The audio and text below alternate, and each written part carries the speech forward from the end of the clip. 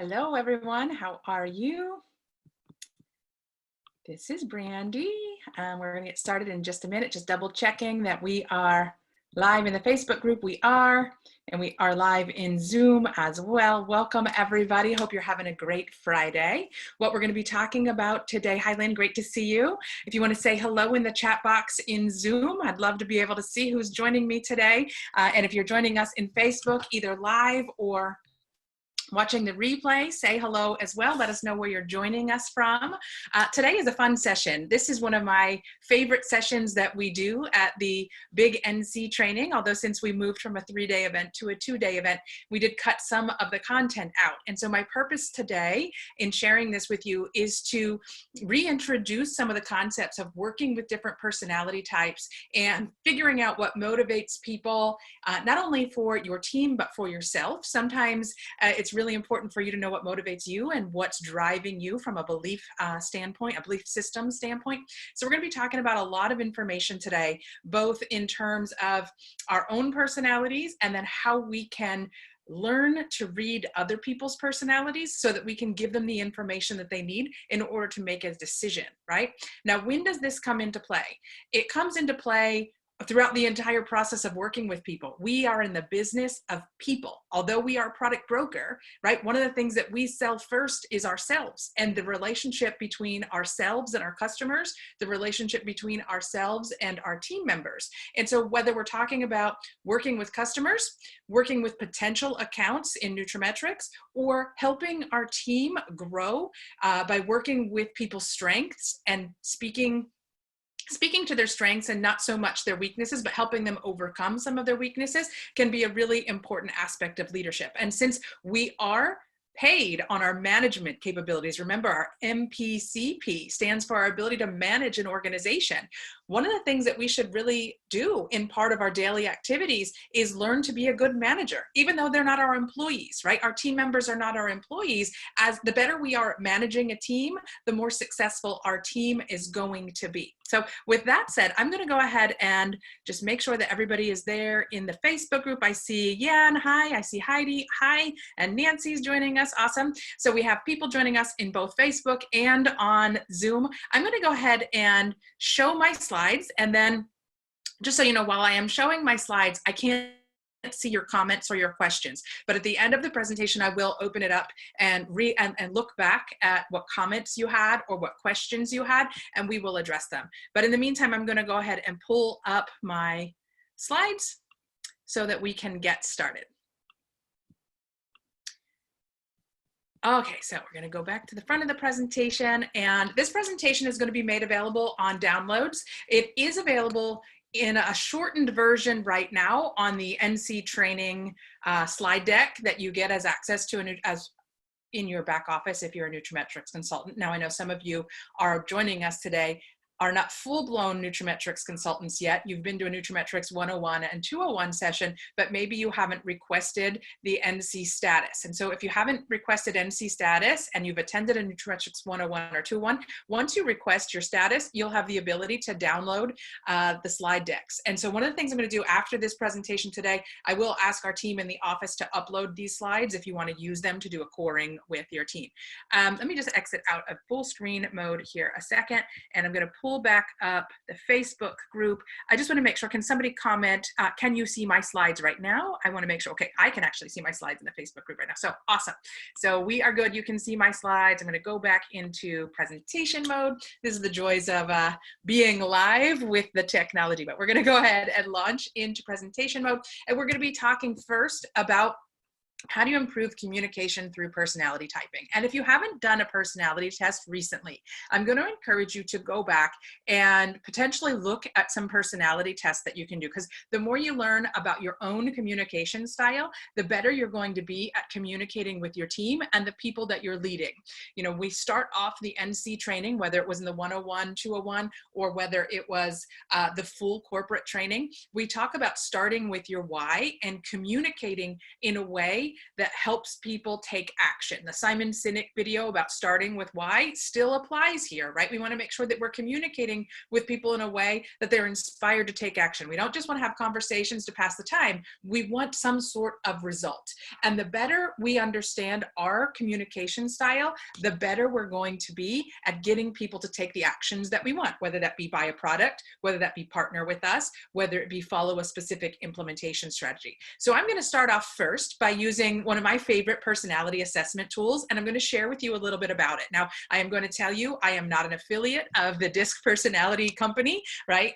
And we don't sell it through Market America. So if you've never had a DISC test done, you can search online for online DISC personality profiles. They do cost somewhere around $100 depending on which affiliate from DISC you buy them from. There are multiple versions of the DISC test. There are management style tests. There are sales personality tests, which is the one that I'm going to be talking about most today because I think it really ties in with what we do. And what I want to share with you is that the DISC stands for 4 major personality types. Now we can actually break it down into 16 different personality types when you go into a little bit more depth and you understand personality typing a little bit more, because there is some overlap between different personality types.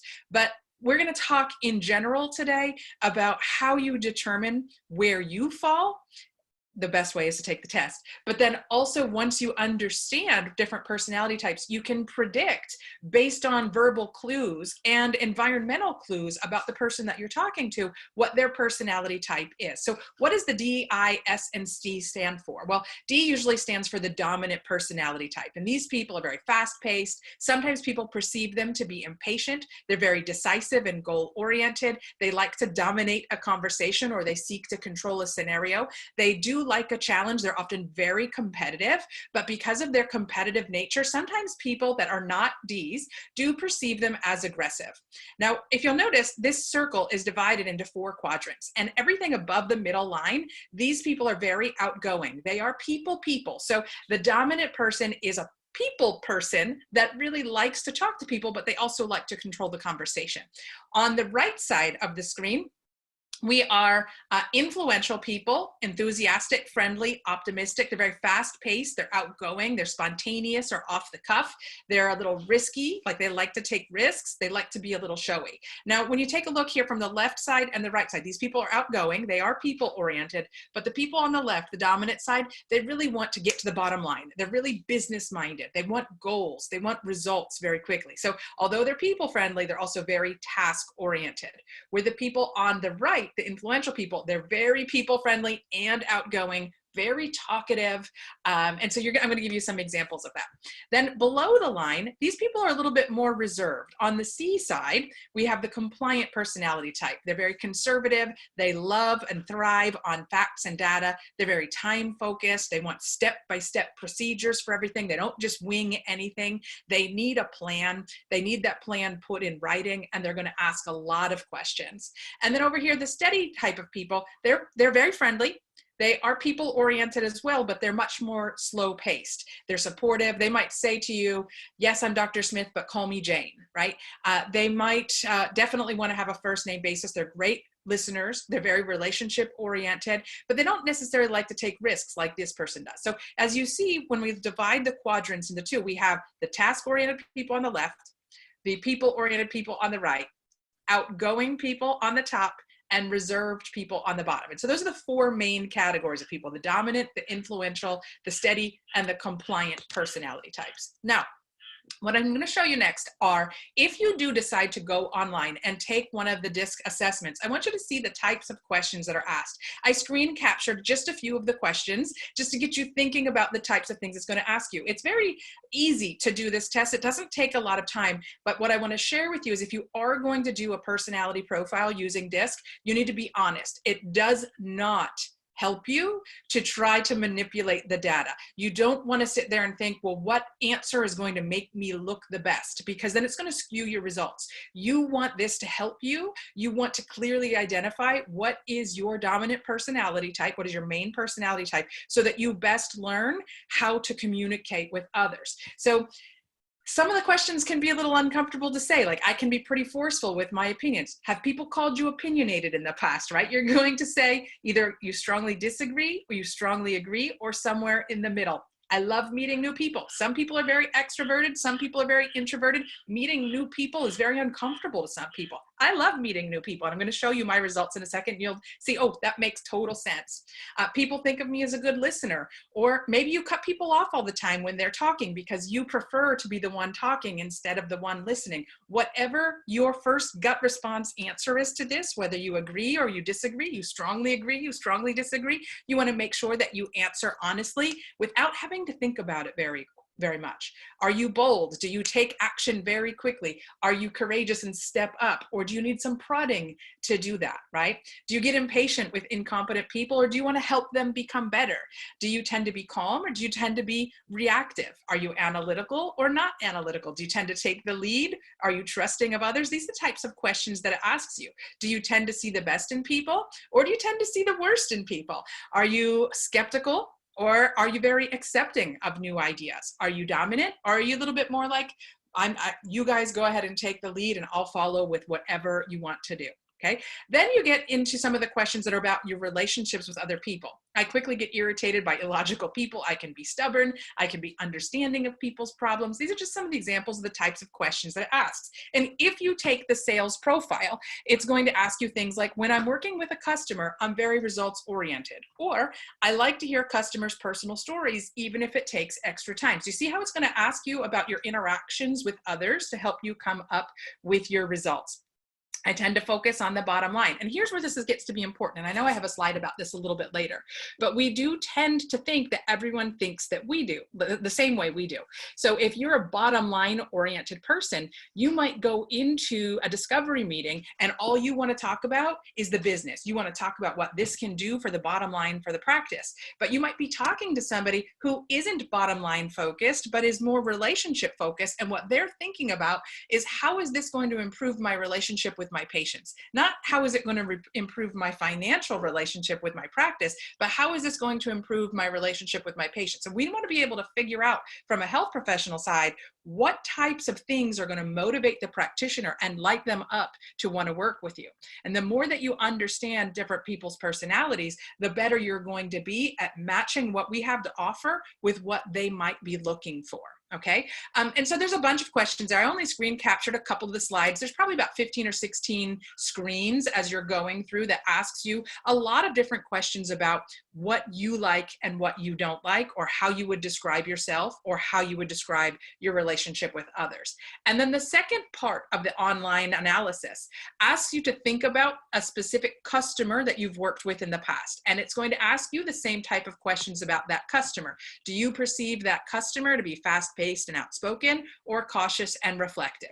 Do you perceive that customer to be results oriented or more people oriented? And so then they use that information during the test analysis to help figure out how you interact with others. So here's kind of just another summary of the different things that we think about when we're looking at the DISC personality profile. The dominant people, very focused on getting results, taking action, displaying competency. They're motivated by power and authority, competition, winning, and success. And if you understand that, you can use that to your advantage. I'll give you an example of that.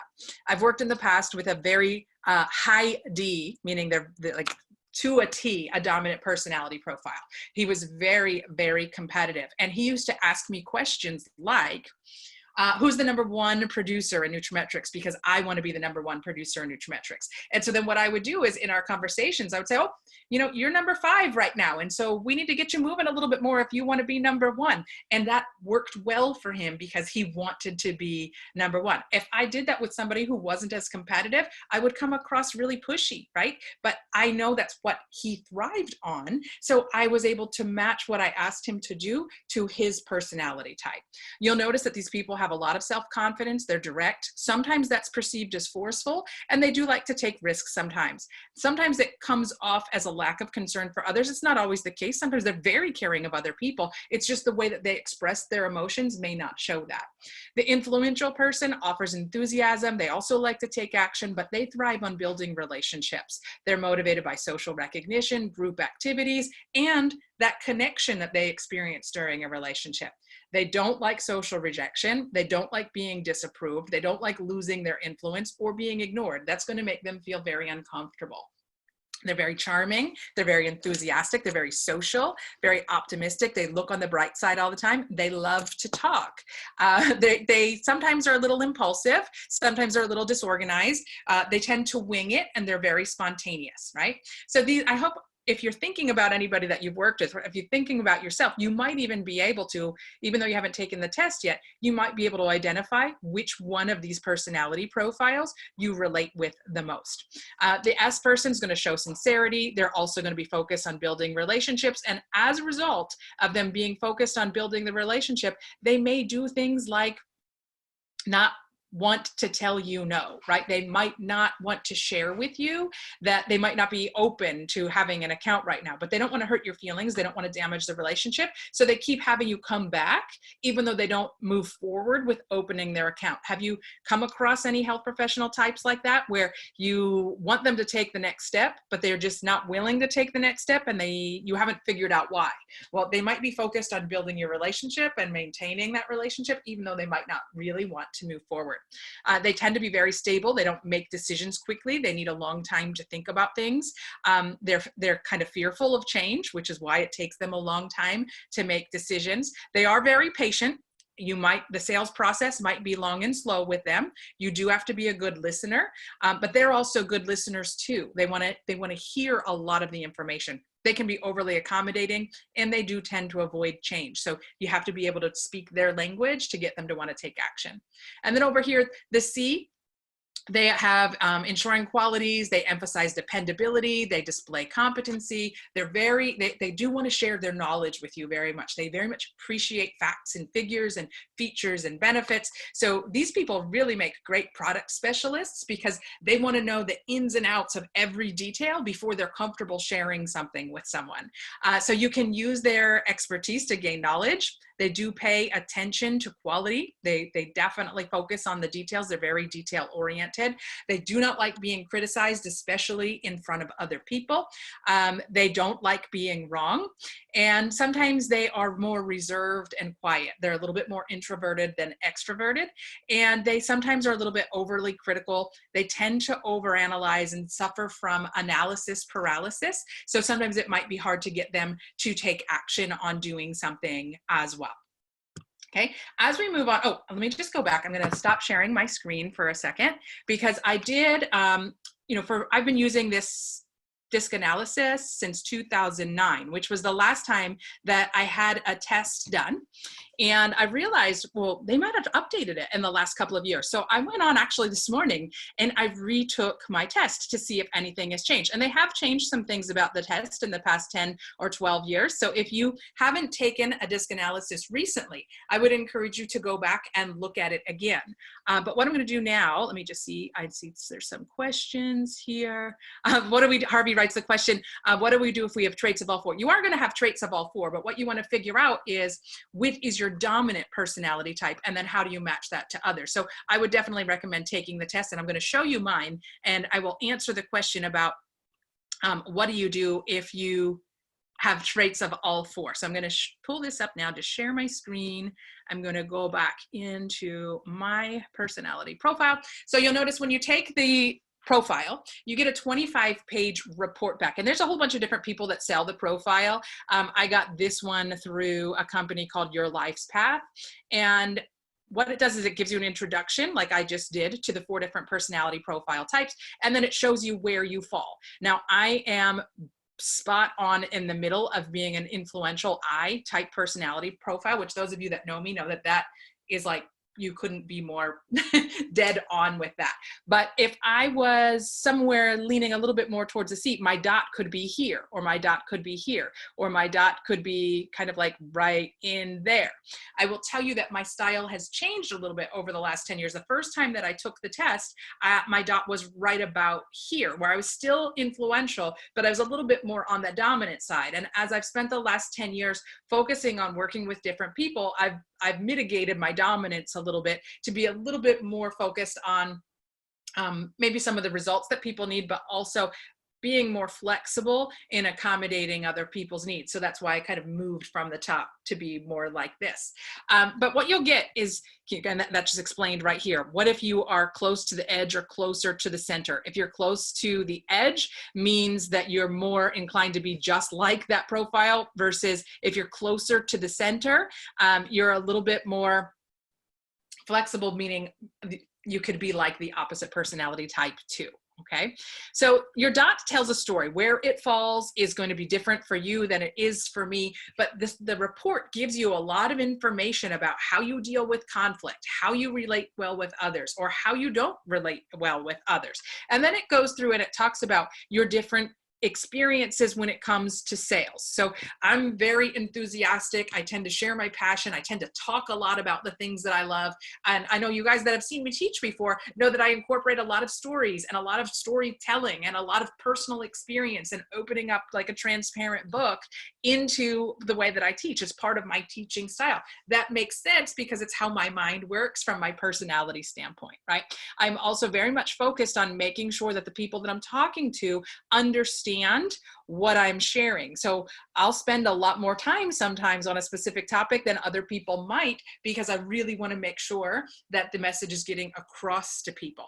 And that comes with the emphasis on developing relationships with the audience. So where that may be a fault of mine is that I might not focus on some of the facts and figures as much as someone else. And this is why Dr. Mason and I, being on a teaching team together, work really well. Dr. Mason falls somewhere more over here. She's very much more concerned about the facts and figures and the features and benefits. And so you get a balance of both with us. So you get the facts and figures and features and benefits from her, and you get the like passion and enthusiasm and big picture from me. So that's one of the great things about when we're calling this a leadership workshop. You want to be able to find people on your team that fit into all of these personality types. You want to be able to have strengths in all of these areas, even if it's not you, right? You're leveraging the strengths of your team members. You're leveraging the strengths of your partners, so that if you come across a practitioner that wants all the nitty gritty details, you have someone to refer them to, right? For me, when I'm talking to a practitioner, I lead with the big picture.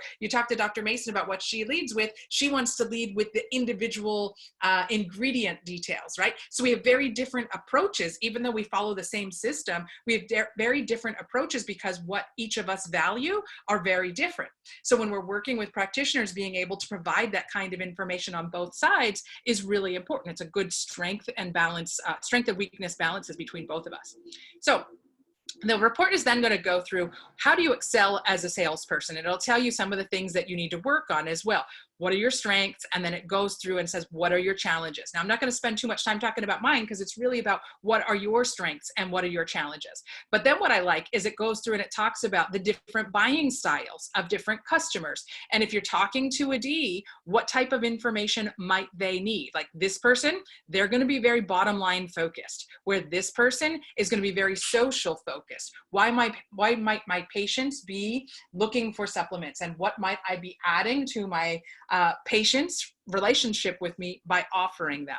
Each personality type is going to have its own thing that it values. And the more that you can recognize that, the better you're going to be. Okay, so the report goes through a lot of information about buying style. It goes through selling style, but then it also goes through for each of the types more information. Like I said, I'm not going to spend too much time showing you this, but I just wanted you to see the type of information you get. It's a very comprehensive report. And not only do you learn about you, but you learn how to identify different patterns in other people. Like, what do S customers prioritize, right? They prioritize sincerity. And if you don't come across as sincere to them, because you basically over here are all about the bottom line, they might find that as offensive or abrasive. And so you might need to partner with somebody that's more on this side, that's a little bit more people pleasing, and those people might get along better than these two people might get along, okay? So it all comes down to building those relationships and sharing those different relationships with your team. Then there's information in the report that talks about adapting to different customer needs. So if you need to adapt to different customer styles, what are some of the techniques that you have? And Harvey wrote, sincerity, I can fake that, question mark, right? So sometimes you can, right? But it's also you want to use your team to all of your advantages. And so having that team member, you don't have to fake it when you have somebody in your team that works really with, because you want to be authentic and sincere. And I know you were kidding, Harvey. But it's a great report, and it goes through all of those different all those different customer types and how you can adapt to different customer needs. So it gives you suggestions on if I am talking to this person, I need to be very detailed with them. I need to provide a ton of proof to support my claims, where I don't need to do the same thing with this type of person. I want to share this with you in detail, because oftentimes we think that everybody thinks we do. And if we don't need all the details, we don't think anybody else needs the details, and we might miss the mark. On the flip side of that, if you are in this category and you're all about all the details, and you're talking to somebody over here, or you're talking to somebody up here, you're going to be like nails on a chalkboard to them. Because if they're not detailed oriented like you are, and you're just like droning on about facts and figures, they definitely are going to be like, oh, would you just get to the point, right? Would you just get to the point? So it's really it's just fun. And again, action planning on how to understand your profile. There's all different kinds of trainings that you can take on this. I don't think you need to become an expert in the DISC personality profile, but I do think you should have some sort of personality profile of your own, so that you know how your style is and how to match your style to the people you're talking to. Okay. Now with that, I'm going to pull back up my PowerPoint presentation. We're going to continue on. And again, I'm not going to go through all of this in incredible detail, but I want to share with you that we give you in the NC training slides things to look for about that are going to give you clues about different personality types. So for example, in the dominant personality type, we know that those people want bottom line numbers. They want you to be brief, be bright, be gone. You've probably heard Sarah Chigender talk about that in some of our NC trainings, right? She was taught in pharmaceutical sales that that's what you want to do. You want to go in, you want to be bright, you want to be brief, and you want to be gone. Practitioners don't have a lot of time, and we need to get to the point very quickly. Well, that's because a lot of the medical practitioners in particular do tend to have a dominant personality profile type. Now, that's being a little generic. Not all MDs are dominant personality types. I've worked with many of them that are C's and the S's and I's. You're going to have them of all different types.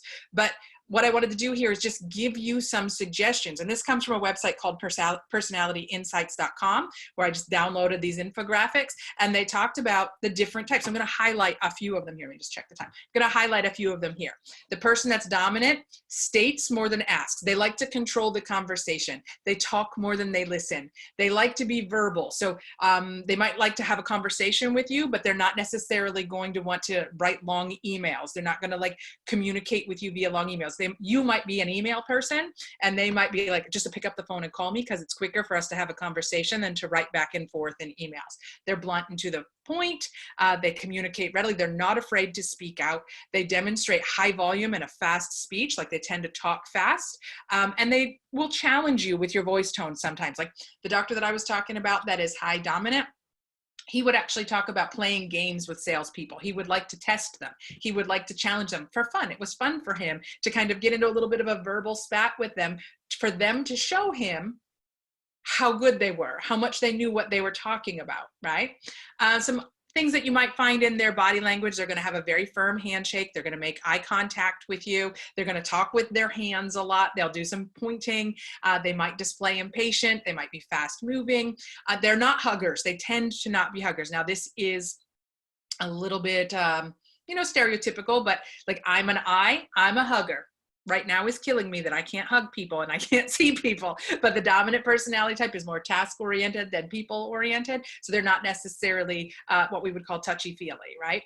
They do tend to lean forward and have a little bit of a dominant posture. They are very busy. They definitely are competitive. When you look at their workspace, they're going to have a lot of high-end kind of like pictures of them speaking in front of large audiences, or they're going to have a professional designer design their office. There's going to be a lot of things like their awards being displayed that show that they are pretty much in control of their world, right? And so some of these different personality types are going to vary from person to person. And I'm going to show you, I'll share with you. When I was first introduced to the DISC personality profile, and some of you have heard this story before, but it was back in about 2010 2008 or 2009, and I was sitting with Charlie Bear, one of my senior business partners. We were in an orthopedic office in the Philadelphia area, and we were waiting to do a lunch training with some staff members at the orthopedic office. And the only people that were in the waiting area with us, it was Charlie and I, and two other pharmaceutical sales reps, right? So there were two other people there. They were both pharmaceutical sales reps. And we were waiting for the practitioner to finish his morning schedule. And at the lunch break, we were going to go in and do a training. Well, while we're sitting there, you know, they could tell we were consultants of some sort. We could tell that they were reps of some sort. So we started up the, what do you do? What do you do? Conversation. And it turns out I started thinking about the one consultant being the one's pharmaceutical rep, maybe being a good potential contact for us. So we exchanged contact information, and it turns out he was trying to recruit me to come work for him in a pharmaceutical company. And so he invited me to come to the training, and this was actually through Novartis, and he invited me to come to the pharmaceutical training for a new class of pharma reps. And they were the DISC personality, and they had me take the DISC profile. That's how I was first introduced to it. And that portion of the training that I sat in on was how to look around the practitioner's office and find clues like what pictures are there? Are there a lot of family photos, or are there more business and award type photos? Is it professionally designed, or does it not look professionally designed? And by using some of those clues, you could begin to think about what type of information that practitioner is going to need. They also went into what kind of cars do they drive. If you know what kind of cars they drive, sometimes the people that are kind of above the line on the quadrant, they have bigger, faster, showier cars than the people below the quadrant. Again, it's very stereotypical, right? Which isn't always nice, but you're just looking at, you know, what do these people value? What motivates them? What do they want to show to the world? So very interesting to me. The I, right? The inspiring, influential, the I type personality type. They tell stories and anecdotes. I think I do that a lot. I already told you that this is where I fall. Kind of makes sense. Shares personal feelings and use an abundance of inflection. I'm very talkative with my hands. My voice goes up and down. I'm a fast talker. Dennis reminds me all the time, you need to slow down. Sometimes you talk way too fast. I know you're from the Northeast, but we have people in the South and in the West that aren't used to how fast you learned to talk when you were growing up, right? But it's not just because I'm from the Northeast originally. I get very excited and emotional and passionate, and that comes out as faster talking. The more excited I am about something, the faster I talk. Animated facial expressions, hand body movements. Oh, are you noticing that at all? Right? I do a lot of that when I'm training in a live audience. I'm kind of pacing the stage, a lot of big movements. Personable, can sometimes experience distraction. I definitely joke that I have squirrel syndrome. I'll be in the middle of teaching something like this, and I'm like, oh, what's that out the window? You know, even though I'm like really into what I'm doing, I get distracted easily, right? Decor reflects a lively atmosphere, colorful, bright.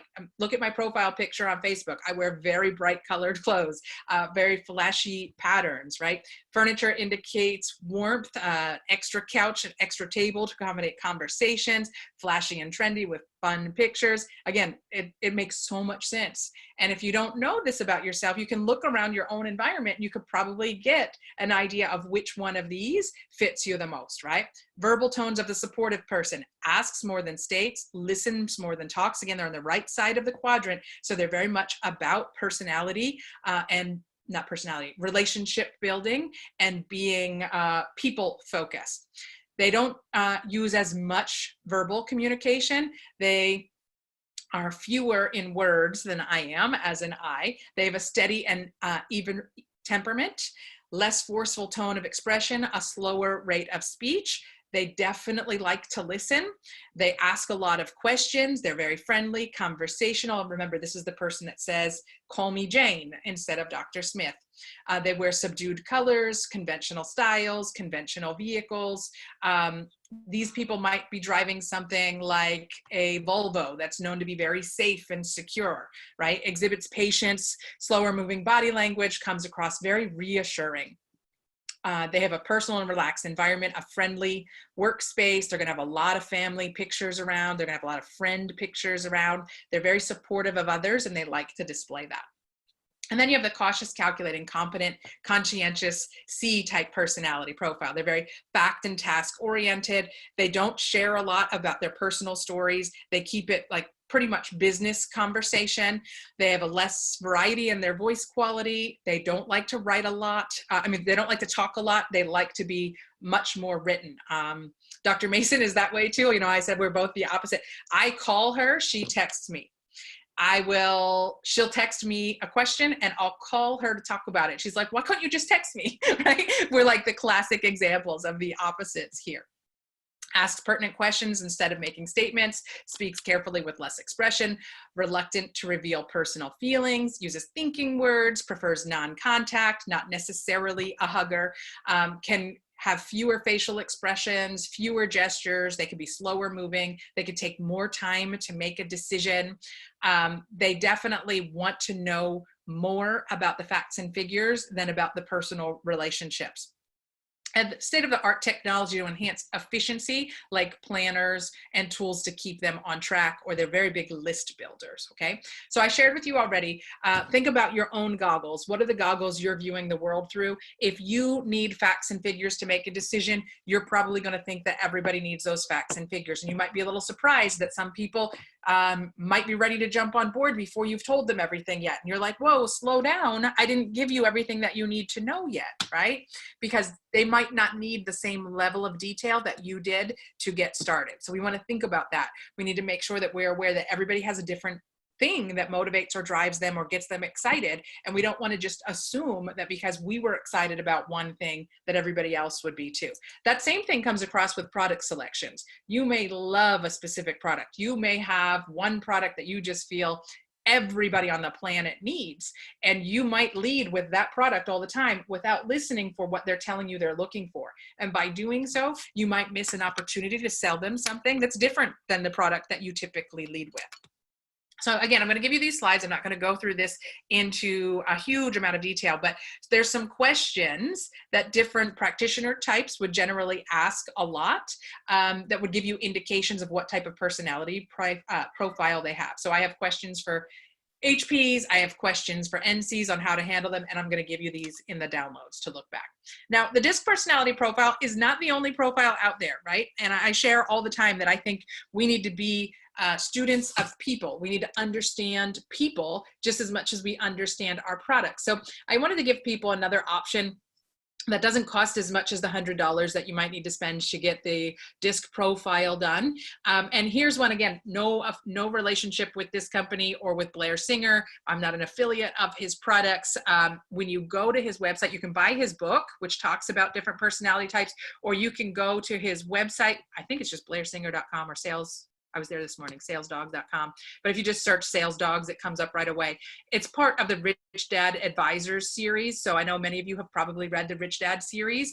Sales Dogs is part of that series, and they have an online free diagnostic. Now, I will tell you, when you take the diagnostic, you're going to be enrolling in their email list, and they're going to try to sell you personal coaching.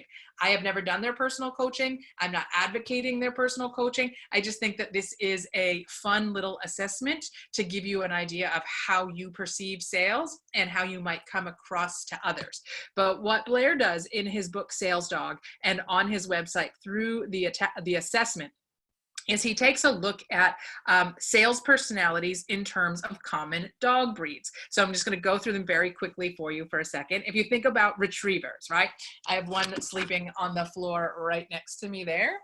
He is a flat-coated retriever, and he is forever a puppy wanting to play. He just wants to make everybody happy.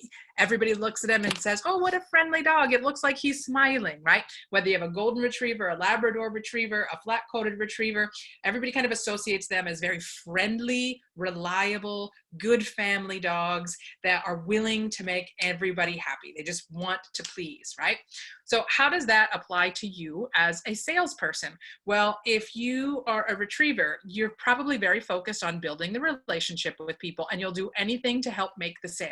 Even if that means every time they throw a ball by asking you a question or asking you to get some information, you go running after that ball to play fetch, and you're like, yes, yes, let me bring you that answer.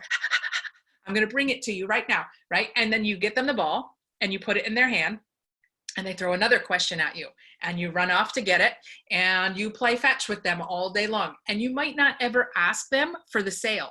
You might just keep going back and building the relationship, and you might keep retrieving everything that they ask for. But at some point, you're going to need to stop the game of fetch, and you're going to ask for the sale, right? If not, you're never going to get anywhere, right? Until they're growling at somebody that's out in your yard. Becky, stop. So then another type of dog we have is the poodle. The poodle, if you think of the poodle with the like fancy haircut, right? They're very well connected. They're very fancy. They might be driving a fancy car. They might wear fancy brands, right? They might have, look at how old this picture is, the latest Nokia phone. Do people even make Nokia phones anymore? I don't even know if they make Nokia phones anymore, but they have an expensive hairdo. They have an expensive watch, but they're all about connecting people, but they might not be the implementer, right? They might be able to help you make connections. They might lead you to people, but they're probably not going to do a lot of the hard work, okay? As we go on, there's another sales breed there, the Chihuahua. Now this relates to the people that are really focused on facts and figures. When you look at this, give me more data, more bites, more market research, facts, figures, competitive analysis. They're like typing away madly, doing research, trying to dig into every ingredient that they possibly can. And while they're doing all that research, someone else might be closing a sale on the big picture. So there's strengths and weaknesses built into each one of these dog breeds. And you have to think about, how do you counter the weaknesses with some strengths of maybe another breed. Then there's the Basset Hound. Look how cute and sad they look, right? They have all their old business cards that they've collected on their desk. They have so many business cards of people that they need to follow up with, but they're not really confident. They don't really know how to reach out to the people. They sometimes come across as begging. They sometimes come across as like, can you please help me? I have this product and I need to sell it, and I'm really looking to activate my business with some partners, but I don't know where to go. But if you would just look at this with me, I'd really appreciate it. And as I'm doing that, you could probably think of some people that you've come across either through your team or people that you've potentially talked to as potential partners that just had this energy of like, please, I'm so pitiful. I need your help, right? And that's definitely, Joni's right. Oh my gosh, that's me. Right? There are some people that come like that, but there are a lot of benefits to being a Basset Hound too, right? Like you want to be cute and cuddly and you want to be able to develop relationships with people, but we don't want to come across as desperate or begging. So we need to like figure out how to counter that with some other dog types, right? And then there's the pit bull. And I know there's some of you on the call that are pit bulls because I talked to some of you and you're like, I need you to buy this. Here's this product and you need it. And I'm not even going to tell you why you need it. You just need it. And then you won't take no for an answer, and you keep following up and you keep following up and you keep following up and you keep following up, which is good unless you're following up inappropriately at times when they told you they weren't available. And now you're like pesty and they're like, would you just let go of my legs? You're chasing me, like, let me go. Right. And so I tell a story about how I got started with my Market America business, and I was actually running from my senior business partner for about 10 months because every time I ran across him, every time I passed him in the hallway, he was a teacher where I worked, every time that I passed him, he'd invite me to a UBP, and I was not in a place health-wise to go to a UBP. I could barely get through my regular day, let alone take time out of my day to go to another meeting and think about starting a business. And so even though I was experiencing a lot of health challenges and telling him I was sick all the time, he never talked to me about product. He just wanted me to be a partner in his business and never even talked to me about the types of products he had and how they could help me. He was like laser focused on recruiting, just laser focused on recruiting. And I wanted to avoid him for 10 months. And it wasn't until something happened where my health changed and he finally introduced me to a product that I was even willing to listen to him. So we can't just be the pit bull that's going after the goal for what we want. We have to be listening for what our customers and potential partners need to be able to provide them with that. So one of those dog breeds may have resonated with you, but what we really want to be, I'm forgetting one.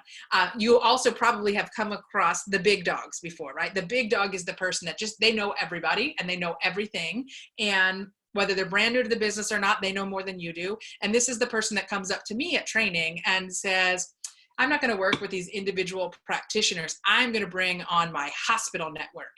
And they just want the biggest bang for their buck as quickly as possible. And even though we tell them yes, you could probably bring on your hospital network, but because of all the red tape and all the people that you have to get on board to do so, you're probably going to spend a year to 3 bringing that hospital on board. And if you focused on some of the smaller accounts in the meantime, you'd get a lot of good business volume generating. Nope, they just want the hospital.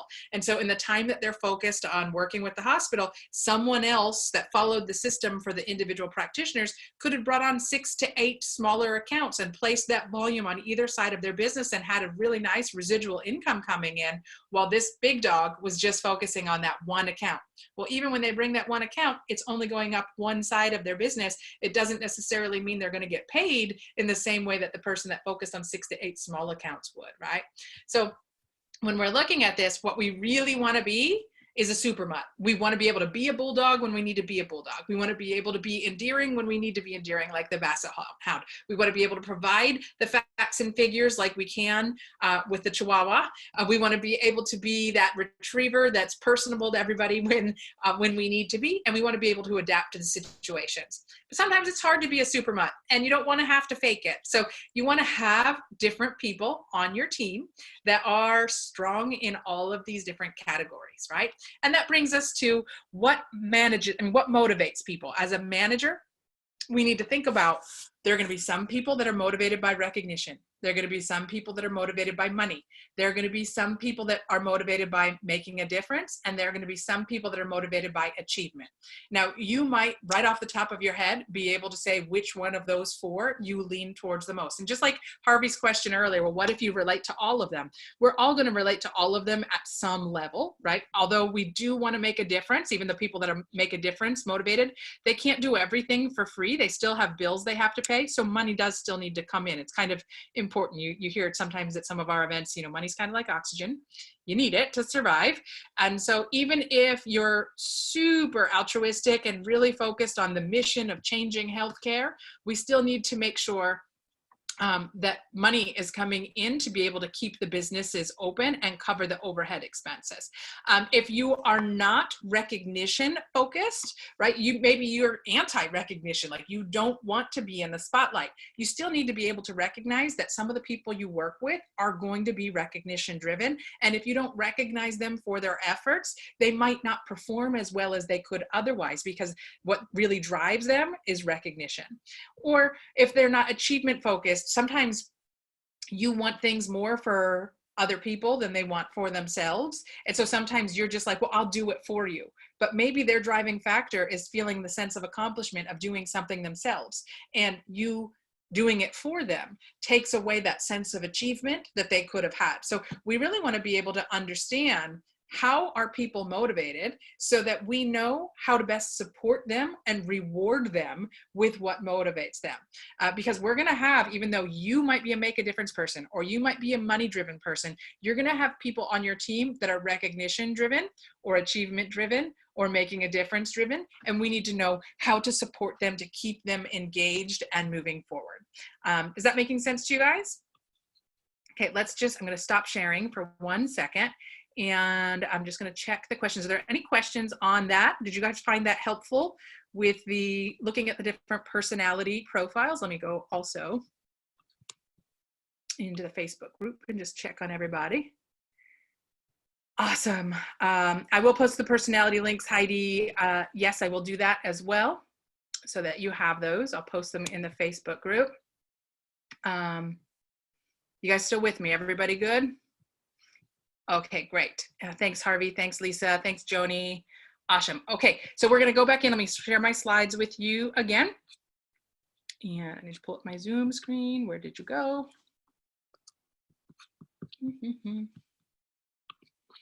Figure out this technology someday. I've been doing enough Zooms, you would think I would know where it is. Okay, so here we go.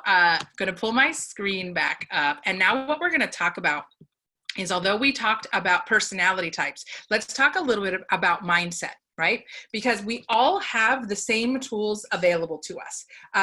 And Christina or Harvey or Lisa, somebody that's in the Zoom, can you tell me, are you seeing a slide right now that says mindset of success? I want to make sure my slides are showing again before I get started. Yes, okay, thanks, Lisa, appreciate that. So now what we're going to talk about is the mindset of success. Now that we understand the personalities, let's look at taking that a step farther and think about how we view success, not only for ourselves, but for others. And so what I'm sharing with you right now is for those of you that have ever taken a tour of the corporate office. This image is a pencil drawing that's hanging up on the second floor behind the elevator. So if you've ever been on the corporate tour in August when they have them, it's only about a 9x12 pencil drawing, but I think it's really important to take a look at because it starts to think about what's been holding you back so far. And what you see here is the road to success. And when you're going through the road to success, everybody starts out, right? And they're looking to get to the top of the mountain where success is. But there's all these little pitfalls. It kind of reminds me of the game Chutes and Ladders. If you've played Chutes and Ladders before as a kid, there's all these little pitfalls, like thinking you don't need a system, like thinking that you know everything already. And so you're not going to be coachable, right? You're going to do it your way, not necessarily the way that the company recommends that you do things. You're going to try to just go out and wing it and not practice. You're not going to pay attention to the tools that the system gives you, right? Maybe you get a little bit farther along the road and you develop some bad habits like not following up with people, right? Maybe you just start saying whatever you think people want to hear because you're so passionate about getting your accounts that you start maybe misrepresenting things a little bit or just not being clear or forgetting to give them all the details, or you take some shortcuts, right? There are no shortcuts on the road to success. We all need to make sure that we are doing what we can to be prepared and that we are knowledgeable about our products. But as you get farther and farther up to the road to success, there are some pitfalls that sometimes people will experience. Maybe they develop some laziness. Maybe they go on shopping sprees, maybe before they should, and celebrate things maybe before they don't count your chickens before they hatch kind of thing.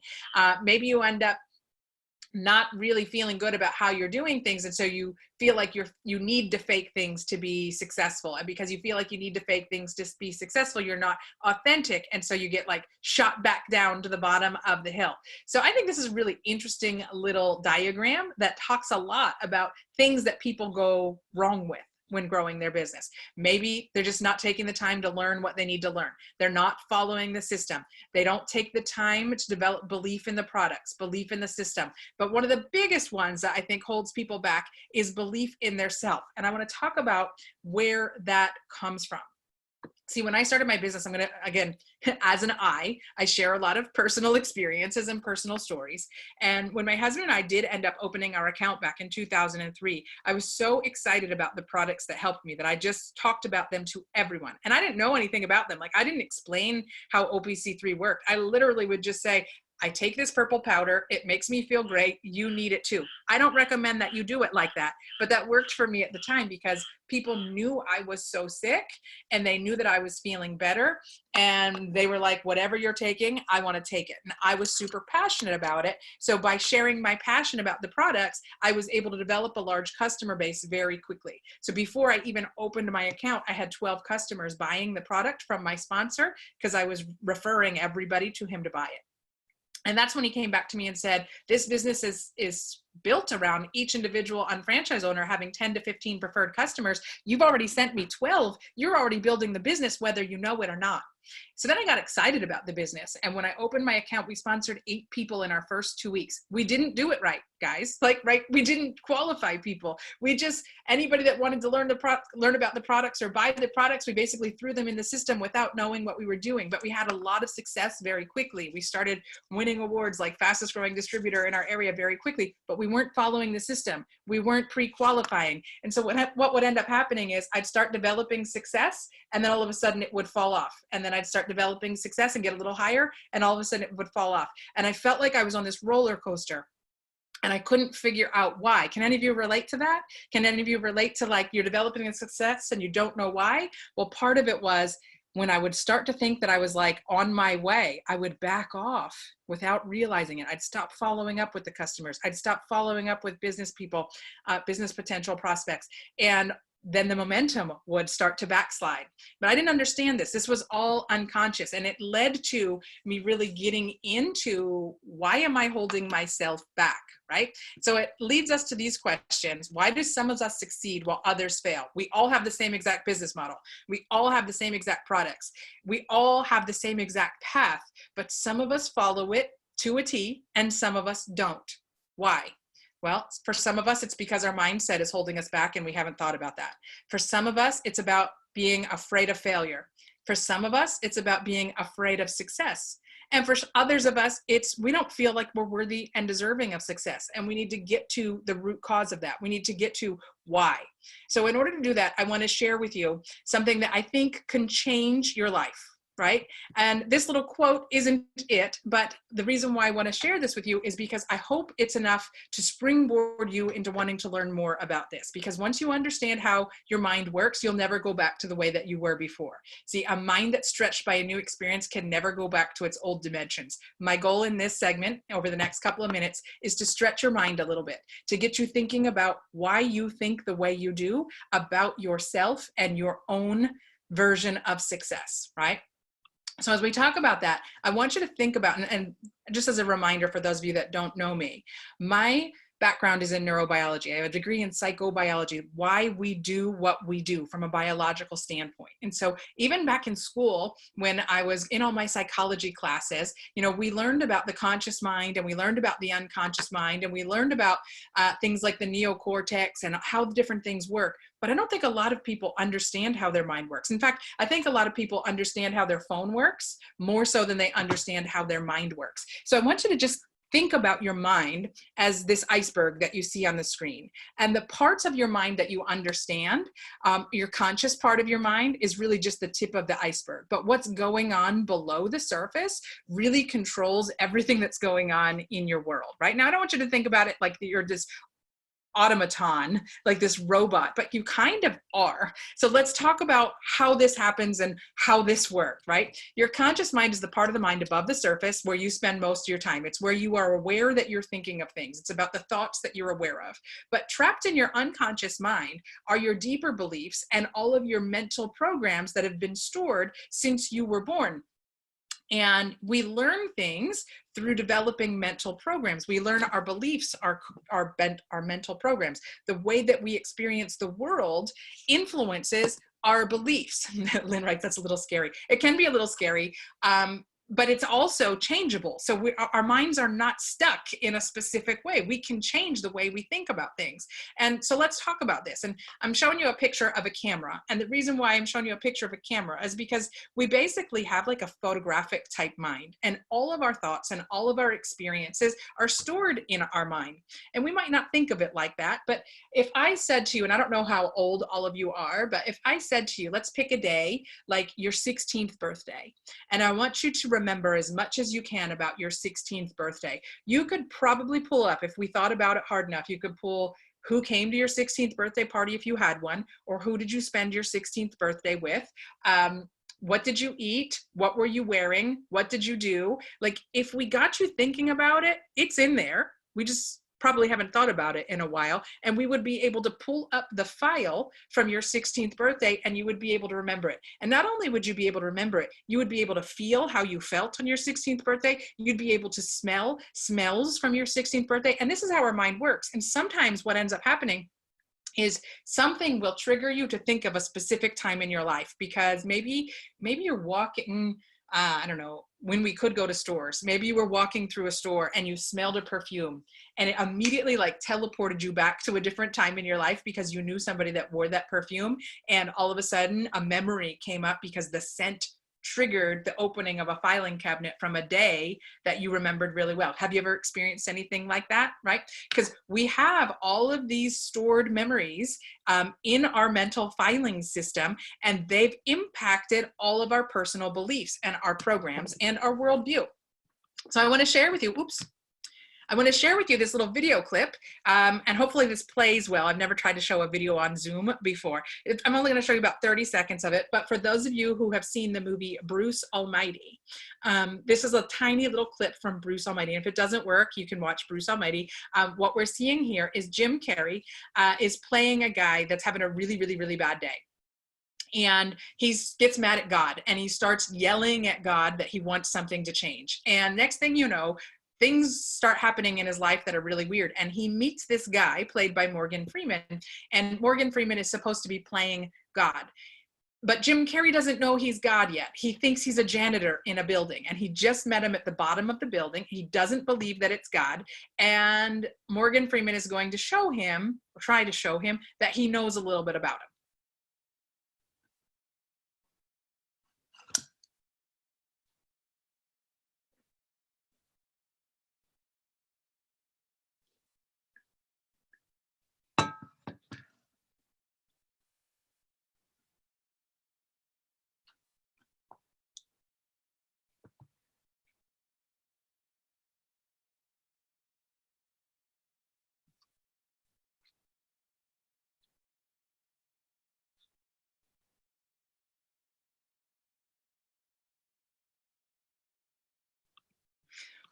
Okay, so I'm hearing that you guys aren't seeing the sound. Sorry about that. I have to figure out how to play videos. But you saw the little image there. What God was saying to Jim Carrey is that he knows everything that he's ever thought or experienced, because everything that he's ever thought or experienced in his life is right there in his filing cabinet. And you can see all the little files, and they go back to, if you could read it because it's a little blurry right now, but in the movie you can see like 3rd grade and Kate's lunch, and you could see all these different little files. And he pulls one out and reads it like a script as to things that happened that only Jim Carrey would know. So let me go on to the next slide. There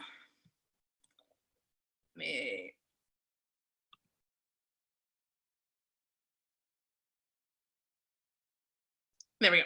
Anyway, so you could go and you can watch that. But the point is, we've recorded every experience in our unconscious mind.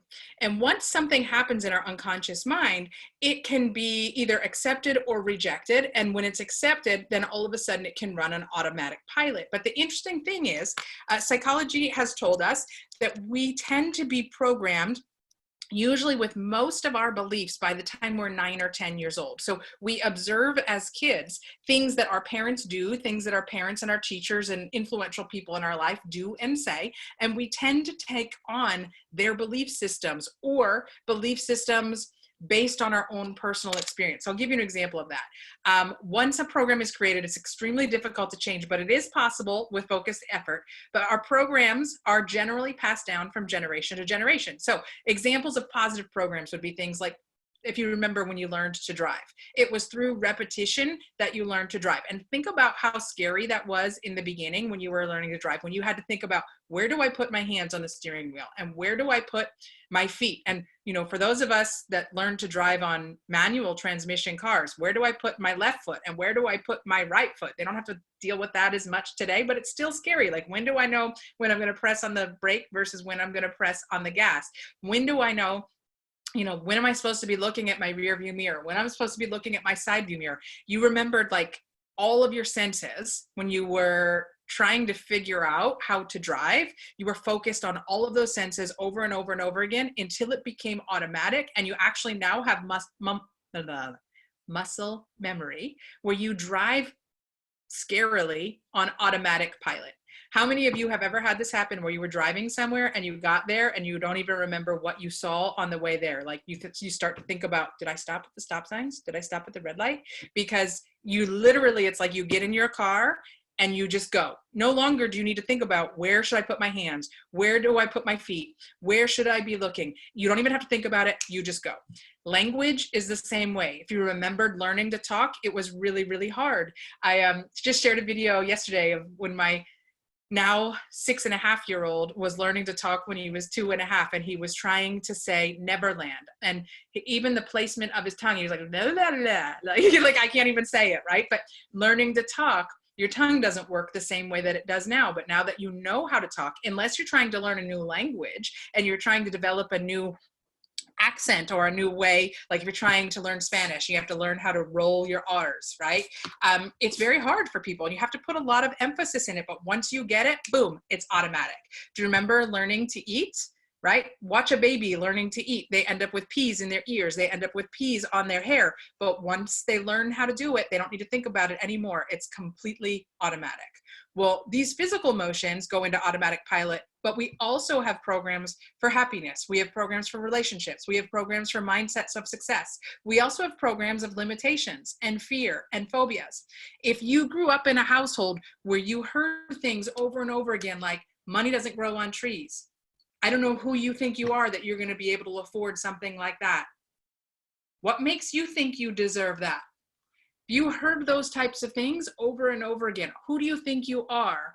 Or things like children are meant to be seen, not heard, right? You may have developed some negative programs that lead you to believe unconsciously that your voice isn't worth speaking, that you just need to sit back and let everybody else talk about you shouldn't hear things. You may also have developed some phobias that don't make any sense to you, right? Like maybe one day when you were 2 or 3 years old and you're sitting in your walker, you see your mom, who you love very much, and she's your whole world, and you look up to her, and all of a sudden she's screaming and freaking out, and you're like a little scared as this 2 to 3 year old looking up at, why is my mom screaming and crying and jumping up on the furniture? And here there's a little spider on the floor. And so your mom has this like really emotional reaction to spiders, and you as a 2 to 3 year old's like, oh, I just learned I'm not supposed to like spiders. And next thing you know, now you have a fear of spiders, right? How many of you have a fear of spiders? It's a very common one. You have a fear of spiders when you look at these little teeny tiny things that you could squish like that. And instead of just squishing like that or putting it on a leaf or a plate and carrying it outside and letting it free again, you're all like, whoa, spider, right? It's based on what you saw other people's reactions of, right? So depending on what we saw growing up, even our own understanding of like food, right? And how we eat and when we eat and what we're supposed to eat. We learned that from watching our parents and our grandparents and the influential people in our life. But we also learned about attitude and depression and unhappiness and failure. And so sometimes we end up wearing these goggles that we don't even know we have on. Nobody else can see them, but we're looking at the world through these lenses of I'm not good enough, or I don't deserve success, or I'm not lucky, or although that can work for other people, I don't think it's going to work for me, or success only comes to others, but for some reason I'm just not lucky, it's not going to work for me. Or maybe you had some bad experiences with people in the past and you don't feel people are trustworthy, so now you don't find yourself easily trusting other people, and that holds you back. Compare that with, I mentioned the Rich Dad series before. Remember, if you've ever read the book Rich Dad Poor Dad by Robert Kiyosaki, he talks about having 2 different dads, his biological dad and then the dad of his friend that he kind of spent a lot of time with that was very rich and had a very different approach to living. And seeing those 2 different approaches to life really taught him a lot. And that's why he wrote the book Rich Dad Poor Dad. But think about what your parents' view of money was, or whoever raised you, what their view of money was, what their view of success was, and how does that influence you? When you were growing up, when you would drive around and see like the big houses, would you be told things like, you'll never live in a house like that or a neighborhood like that, right? Because sometimes we have these limiting beliefs. We don't even know where they came from. Sometimes they're even based on lies. Sometimes they're not based on truths at all. Sometimes they're based on misinformation or insecurities or limiting beliefs of the person around us, and we took them on as our own.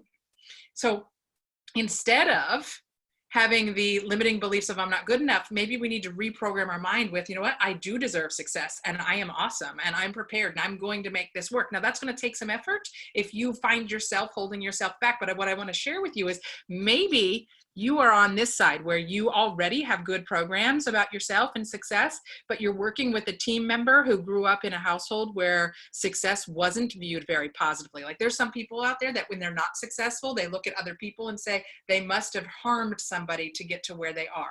They must have cheated their way there. They must have done things that they shouldn't have done to get there, right? And that filters the way that people look at their view of the world. I'll tell you, when I started with that roller coaster that I was sharing with you, what I now know looking back is that every time that I started to achieve success, it didn't feel comfortable to me, because I heard a lot growing up from an influential person in my life, not in my family, but at my school. You will never amount to what you're capable of. I heard it all the time. My grandmother was good friends with the secretary at my elementary school, and they did card club and bowling together multiple times per week. And every time my grandmother would ask this person how Brandi was doing in school, the secretary would say, well, she's very social and she doesn't pay attention in class, and so she's never going to amount to what she could. She's never going to reach her full potential. And so my grandmother would say to me, oh, Mrs. So-and-so said that again this week. Right. And I had good grades. I had like now looking back at it, it's so funny thinking about, well, this person, she wasn't in the classroom with me. She didn't see me in the classroom, but she somehow got something out of telling my grandmother that I wasn't applying myself in school. So the idea of being successful didn't fit with my worldview of myself, because I was constantly told I wasn't going to be successful. Can any of you relate to that?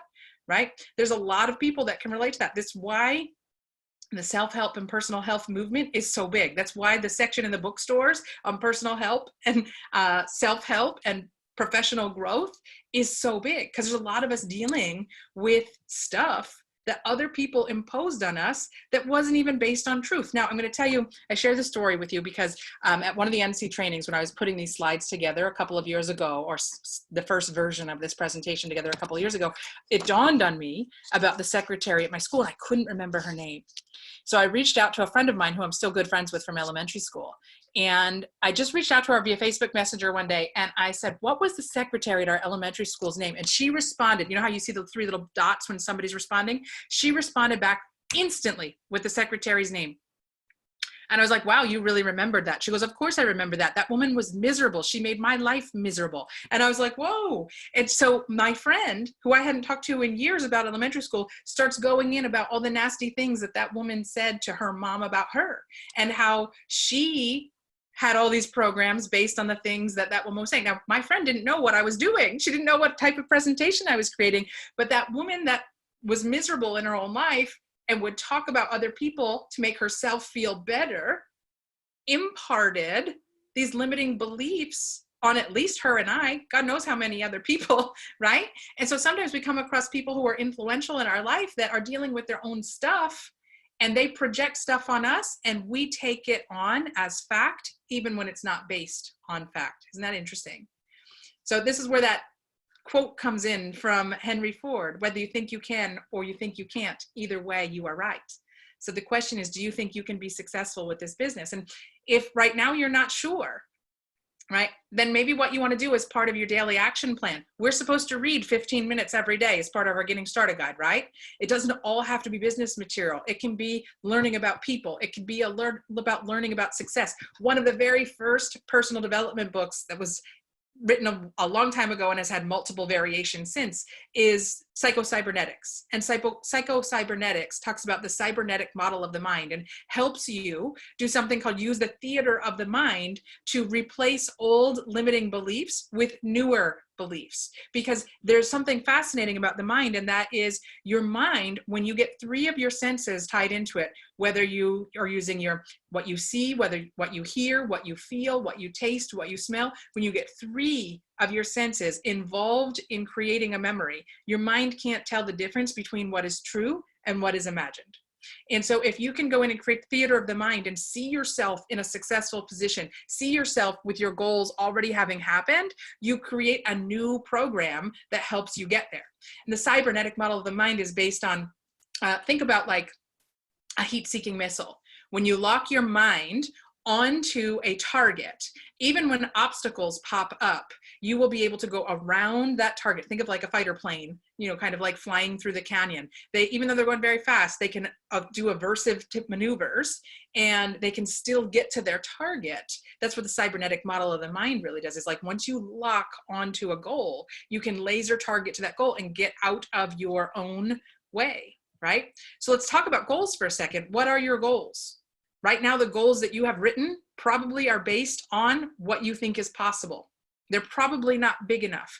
They're probably based on the underlying belief of what you think you are worth achieving. And so what I'm going to ask you to do is think about, have you limited your goals because you don't think you're worthy of anything bigger, right? Maybe it's time to sit down and reevaluate your goals. Maybe it's time to sit down and think about, why do I want to achieve these goals? And what am I going to do to get out of my own way to get to them? Okay, so don't underestimate this. You want to write down your goals. You want to lock them onto a target. Read Psycho-Cybernetics if you haven't already. And another one that I would recommend to add to your reading list is by Dr. Joe Dispenza, Breaking the Habit of Being You. He talks about how we get the mental limitations that we have and how to blow through them. Another good one that he wrote after this one, but is built on the same themes, is something called Becoming Supernatural. So if you can get your hands on any of those, I think that would be great. And sometimes you have to make it not be about you, right? That was important for me too. In the beginning, what I found is I would do anything, knock down any walls to help someone else be successful, but I wouldn't necessarily work on the things I needed to do for myself. And that's because I had these limiting beliefs that I wasn't worthy of success, and I had to work on that. But it's not about you, right? You need to get out of your own way so you can show other people what is possible. I love this quote by Marianne Williamson. Our deepest fear is not that we are inadequate. Our deepest fear is that we are powerful beyond measure. It's our light, not our darkness, that most frightens us. We ask ourselves, who am I to be brilliant, gorgeous, talented, and fabulous? Actually, who are you not to be? Your playing small does not serve the world. There's nothing enlightened about shrinking so that other people will not feel insecure about you. We are all meant to shine. And as we let our own light shine, we unconsciously give others permission to do the same. As we are liberated from our own fear, our presence automatically liberates others. As leaders, we need to be able to lead by example. We want to be creating a legacy. Our vision is to transform healthcare, but that starts with transforming ourselves, then transforming one practice at a time. And as we get more practices, then we can focus on our community and our country and globally. But we do this by developing a team of NCs and understanding how to help them get through their own strengths and weaknesses. Timing is everything, right? The HP's timing might not be your timing.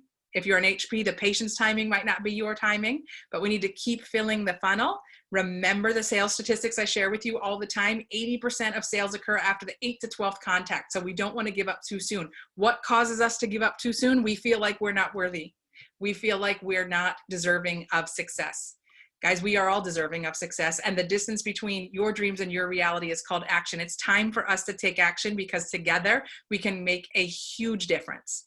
We believe that we are changing the health of our communities. It's one practice, one patient, one family at a time. And guys, you can do this. No matter what your limiting beliefs are, you can overcome them, and we can do this together. Okay, and so I'm just going to open it up before we end. I know I went a little longer than I was supposed to, but I love talking about this stuff, and I hope that you enjoyed it too. I'm going to end the broadcast. I will put the links in the Facebook group. This video will be made available, and I hope you guys are doing great. Have a great weekend. We will talk to you again soon. See you on an upcoming Zoom.